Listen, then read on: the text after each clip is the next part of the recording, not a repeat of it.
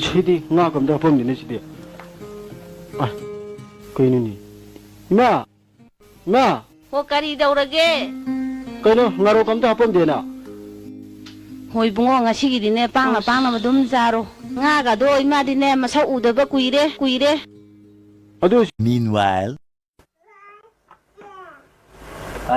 tại khôn hề nâng bùa ngà rồng gà tu bom thì yau được rong asibo ho tumilay na chanu patani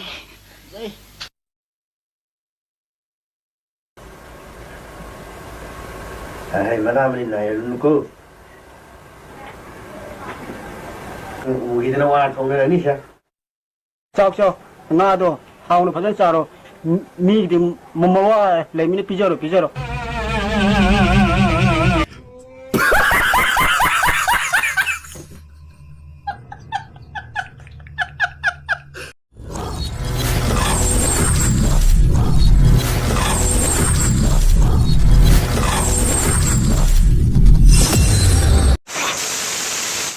ahan mongtada sana tombaye pokna aigi beer simbo ikai khumno uchari ngase na purla iba video si yam nungai ni khali yam interesting oini khalega mayam punna saru yaminasi engminasi nokminasi wasu yam sanangang jorege hekta hujun jorege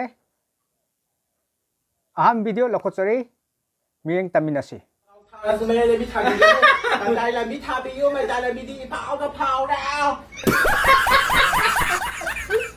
ahan bayang matungda ani subamag mieng taminasi Nungaribo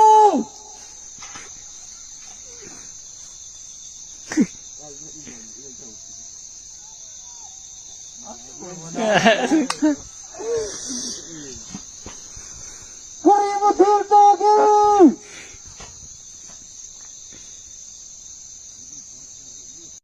ani sube engga matungda ahum subam lokochari 마 그놈 당겨봐 쏴지부 까일라면 돈이나 anh ima ba nơi nào ba cái lần cầu không có nơi nào ba cái lần mà nó về con được ima cái nào xịt cái xà gì 지금 마다 누가 뭐 노기가 nó được như xịt cái hả nó mãi sâu rồi kìa như xịt cái xà gì nữa ahum sube engga matungda mari subam video lokochari Xin chào nè. Xin chào các bạn trẻ nó cái đầu hay nó.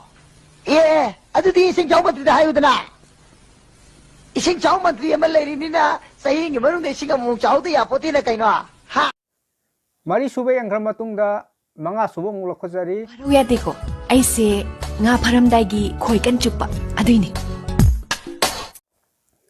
manga sube engga matungda taruk subam lokochari Kasi nani na tubo ne ay na flight yang mau na may ganti flight tong man nang hora ko tra kan na mai ni kata na kung yamar ka to kung kale ni ngati ari yung tubo flight mo ni mayam yang dio taruk sube engga matungda tare suba video amok lokochari Ita Sian ga leibra lupa 5,000 pugeba yadreba ꯏꯇꯥꯎ ꯑꯩꯁꯨ ꯄꯩꯁꯥꯁꯦ ꯐꯖꯅ ꯆꯤꯜꯂꯤꯅꯦ ꯑꯩꯁꯨ ai tawni kana thang Pare se udi nangi leiba kan da singalo hojikte ngonda yum sina gregeni ꯍꯣꯏ ꯍꯣꯏ ꯑꯗꯨꯃꯥꯏꯅ ꯇꯧꯔꯣ Pare se udi nangi leiba kan da singalo hojikte ngonda yum sina gregeni ꯍꯣꯏ ꯍꯣꯏ ꯑꯗꯨꯃꯥꯏꯅ ꯇꯧꯔꯣ ꯀꯔꯤꯅꯣ ꯑꯩ ꯏꯇꯥꯎ ꯃꯗꯨ ꯌꯥꯔꯣꯏ ꯃꯗꯨ ꯌꯥꯔꯣꯏ tare sube engga matungda nipan subam lokochari Subscriber không cái tại cái tay video này. Ma'am कनो माई चैनल से माई एक्स की नुपाने को एक्स साइता है को कोई बनो भी आइना मपान चलिंगे दा मादो ममन नुम पालमे मागी वीडियो ने अदो माई चैनल से लाइक सब्सक्राइब शेयर तंग तो अदो आइना तो दे दे लेते तो बियो होय माई दी चैनल जिना याउद्री माई दी चैनल जिना दी कनाम तो लेते को अदुना हौजी नंगी वीडियो से का प्रेंग ने हैबन नट्रो Mane. फरे थागलो video Này ngay si channel थागलो वीडियो चपु रो तबु ngasi nang video gi title sidi prank gone wrong na hairo ko aduga video tu thagalo nupi dei pur ge ko nipan sube engga matungda mapan subam lokochari comment yam haire ta to no nom to le ga saw na ko ado ai ju yam noi ta comment pa da ai gi ngaksan de chana lik se lok thok chara ge aduga oi silence winner da pizza ge chana lik soi na Sanagi li ko ma'am, sanagi li. Thamoy sada. Pacha indayo. Sanagi li ko ma'am, sanagi li. Ngasi ki sanagi li se mukbang si winner dai no dedicate tawjare. Pacha emerson da te ko. Mapan suba yang khama tungda tara suba mula khosari akot arang litpa ning nikpagi mathau ta de phajaba koidi my minogue is enough to get him.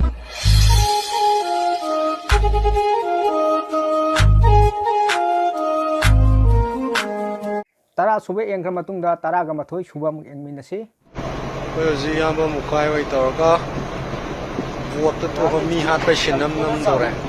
Yamba thamoy da kai phaubi gi bot to mi haram dai ji mo halam dai ni no thomai ka ya da ni. Hala ge. Nong mai jumi ngun pura hat ga. Ai na lai bi. Nong waling. Nong mai paga bi. Bas. Satu lo. Okay, fight ki team ngata ne sina.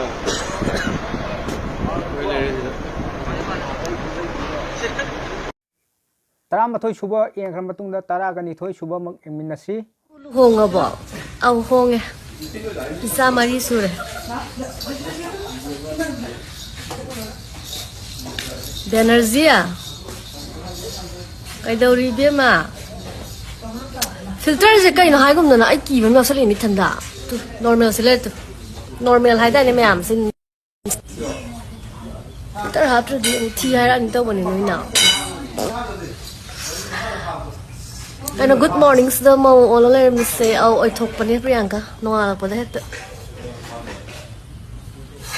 filter amada namjal mani aduna ji khang da ba angang du nu paro nu piro angang adi kai no sira dasile be massage ra dasile be ji angang nu pi ne ai ga di sa ga di lai zadri ko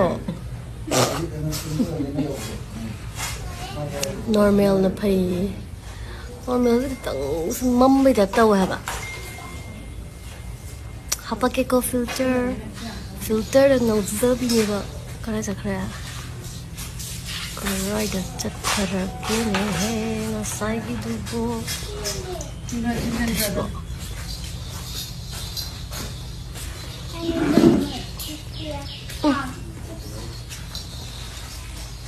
Korean skin ni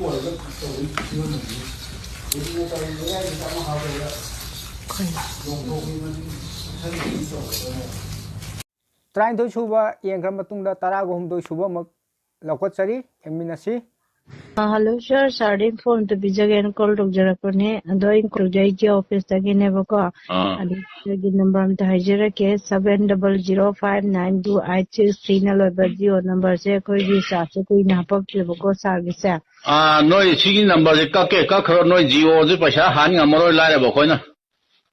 Sir, sig number this is in Hira. Oh, I be a snake when a log. Oh, say. I'm on a pontoron. Trom the suba yang khama tungda tara ga mari suba muk lakotsari yang minasi Ay pura balani.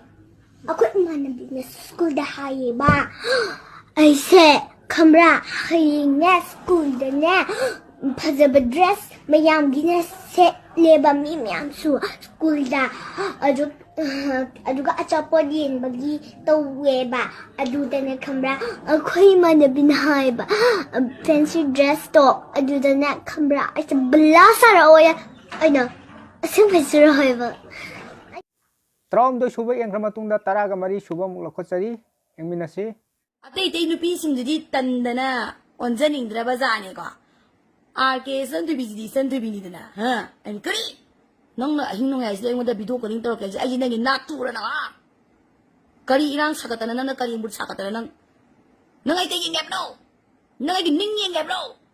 Ha? Nang kari kalma fat lang yun na ha.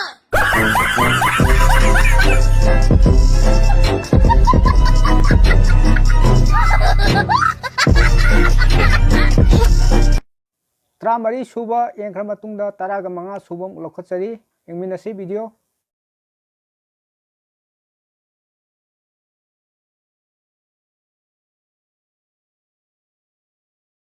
Trangwa suba yang khama tungda tara ga taruk suba muk lakotsari Hello. Hello itaw. Nang nasinbi ba yung nupido? Raw ni ay itaw. masa masa fauba afaba phangnadraba matam asida nanggidamak afaba nupi sinbirakani haibasidi namangda phau manglurana adugi saruk nasana pamjaba nungsijaba misak ado namnuna koinaba hotnau ta truk suba yengkra matungda taraga taret suba mulo khutsari. Hey now, don't forget that you are the pillar of the nation, okay?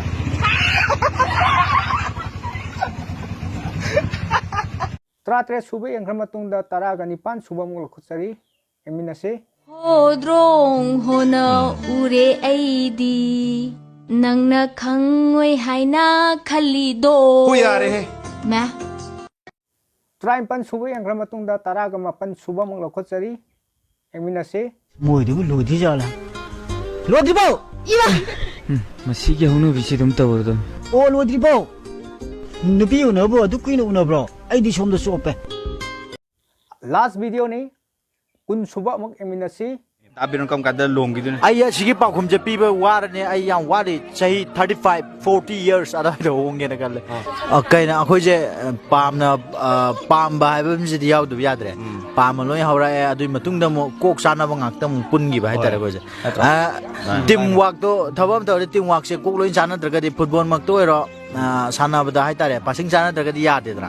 Satingar ju lawai tangi na magi ju keno थाबगे मान लिसिंग यांखाई चांग मान तो sponsor दजु ओइरे the बिरोन जो थादोरे sponsor I की चिन की मतंग की से चिन जे तुमदना sponsor लेरे देंगो तो कंटेक अमदला आई जो तोक जगे मयाम न चिन तुमे आई जो थमोय म पान मने याम नाय सिद सिद पोम थोरी जे तुमदना स्पॉन्सर दाना बे चिन तुमदना स्पॉन्सर ने बिबिरो मैं तो कारण खोई ताव जे नाउ में कई ना जी भाई याम लिए में है कारण कोई टाइम माच जॉर्ज साना इचुप थे यूज थे नव पोजु कापी गुली साय आइना क्वाडी पामनि नुपिना काटो हानाइ दो बैना अदु दे आइना करी हाइ दे आई क्वाइ नुंगाइ की दबदी आइगे इमागा पुन्ना नामिनगिबा म लय नुंगाइ तब आइदि चिनें ककिब दो अदु नुंगाइ तब अखुमा खुबाना अहिंग दग थेम नुंगाइ तब जे होय तातो ना जे तो नुंगाइ वीडियो से स्वाद लोजन जरगे वीडियो से हौबदी लोइफो एंबिरो अदुगा फजरगदी लाइक अमम तोबिरमो मथंगसु सिदगी हेनबा नुंगाइ नुंगाइ वीडियो नोकपे याबा अदगी यामना फनी ओइबा एंटरटेनमेंट की ओइबा वीडियो पूरा लाक्सगे अदु भौदी ngaibiramo okay bye bye thank for watching